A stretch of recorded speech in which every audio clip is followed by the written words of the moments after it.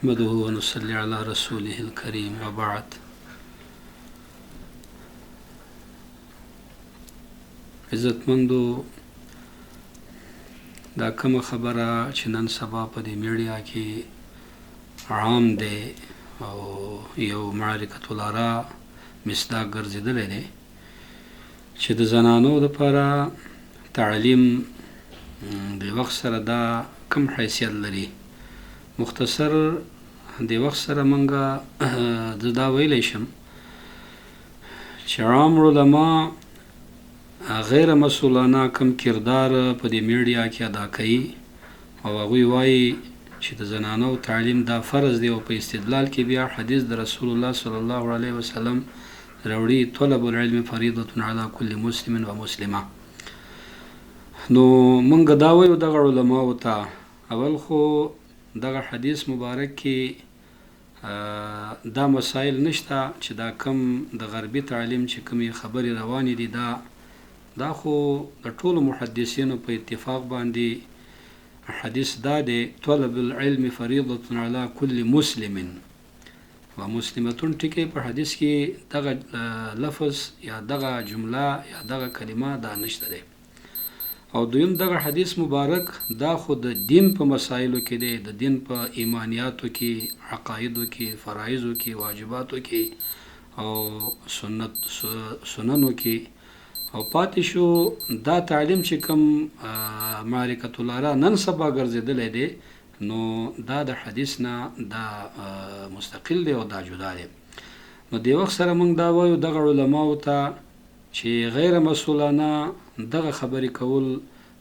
دا صرف او صرف د غرب د خوشحالولو دپاره هغوی دا خبرې کوي چې په دې دغه کې کم عصري تعلیم چې کم مختلط تعلیم دی او د پانتونونو بیا دغه غربیانو ایجاد کړی په د هغوی په اندازه باندې موږ ته پاتې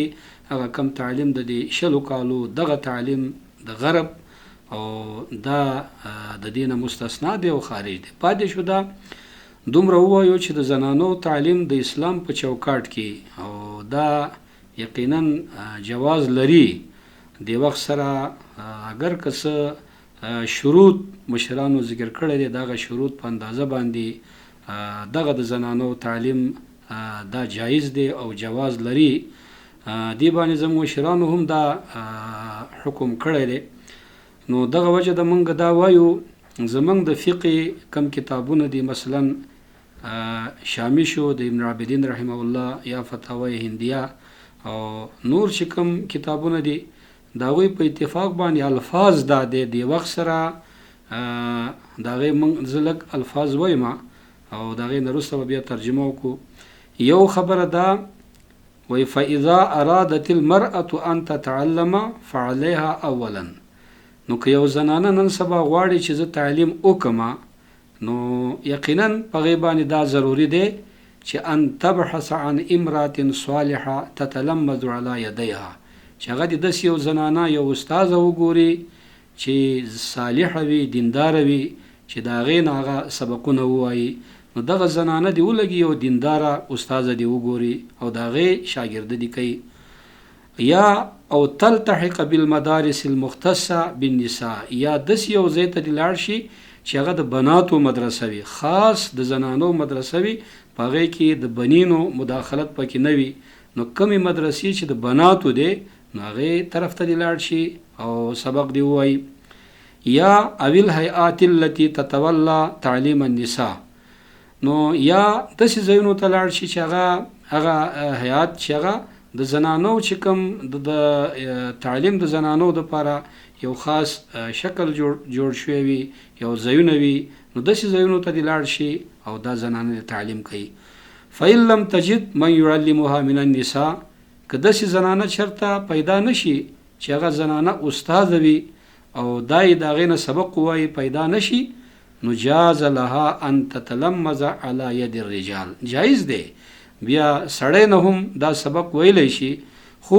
ولا یجوز لها ذلك الا بشروط. نو د سړی نه سبق ویل، نارینه نه سبق ویل دا بیا په شروطو باندې دا مشروط دی او دغه شروطونه هغه دا دی اول عدم حصول الخلوة المحرمه بينها وبين من يعلمها. نو دا خلوت دی نوی د دې زنانه او دغه د استاد په میانس کې چې کم نارینه استاد دی، ولی دا خلوت حرام دی. او دویم المحافظه التامه على الحجاب والحشمه، پوره حفاظت، مکمل تحفظ د حجاب او پرده دغه مکمل اهتمام بی. او دریم عدم الخضوع فی القول عند الكلام معه، کله چې استاد سره دا زنانه دا شاګرد خبرې کوي نو ګوره پاغې کې نرم خبرې دی نه وي او میلان والا خبرې دی نه وي چې هغه تشویق ورکون کې خبرې دی نه وي، نو دا بیا بندې پاغې باندې عدم خضوع فی القول عند الكلام معه، چې کله استاد سره خبرې کوي د عاجزۍ او د میلان پکې دغه کشش دی نه وي. څلورم دا د عدم ابداء زینتها امام من يعلمها او من يتعلمون معها، دا زنانه چې کله سبق وای دغه نارینه نه خپل خیز دی نخ کار کوي هغه ته، او یا نور ملګری چې کوم دې سره وي هغوی ته، نو ګوره دا بالکل بیا د پردې اهتمام شو. او بل شرط ولا تکونو متطیبه، خوشبی او عطر دی نه لګي، او ولا متزینه نه دی ځان ښایسته کوي. بل وان یغض الجميع ابصارهم، دا څومره خلک چې دي نو دا ټول وان یغض الجميع ابصارهم، خپل سترګې دي دا کنټرولوي او سترګې دي دا ښکته کوي، بره دي نه ګوري دغه محرماتو ته، هغوی نه دي سترګې ریبه او سترګې دي ښکته کوي. وان یقتصر فی الکلام علی موضوع الدرس، نو چې کله خبرې کوي درس ورکوي صرف چې کوم هدفي موضوع دی نو بس دغه دی بیانوي او اخو دی خوا زیاتی خبرې او دا دی نه کوي، صرف هغه غرضی چې کوم بیان دی او د متن کوم سبق دی بس هغه دی وای هغه موضوع. نو فلا یخرجون بالحديث عنه الى غیره، نو دغه موضوع نه دی بل طرف ته دی نزي. دا هم دا شروط هغه وخت دی هغه ټایم دی چې کله دا د امن د فتنې نه وي، فتنه پکې نه وي او فتنه نه ولاړیږي نه پیدا کیږي، نو دا شروط هغه وخت دی. فاذا اختل شرط واحد من هذه الشروط، نو کله چې په دې شروطو کې یو شرط هم کم شو یا یو شرط هم هغه ناقص شو، نو بیا حرام دی. حرم علی الرجل تعلیم النساء علی ایت حال، نو بیا سړی باندې حرام دی زنانه ته درس ورکول په هر حال. وین توفرت الشروط، که چرته شروط برابر وو نو جاز مع امن الفتنه، جایز دی چې کله فتنه نه امن وي. نو مقصد د دې خبرو دا دی زنانه د پاره دغه تعلیم جایز دی، خو چې کله ځان لزوي د دومره شروط سره برابر وي. پاتې شو نن سبا چې کم خلک دا خبرې کوي دا لکه غرب لګیا دی او مسلمانانو د ذهن د ګډوډولو لپاره مختلف تبلیغات کوي، هغوی ته موږ دا وایو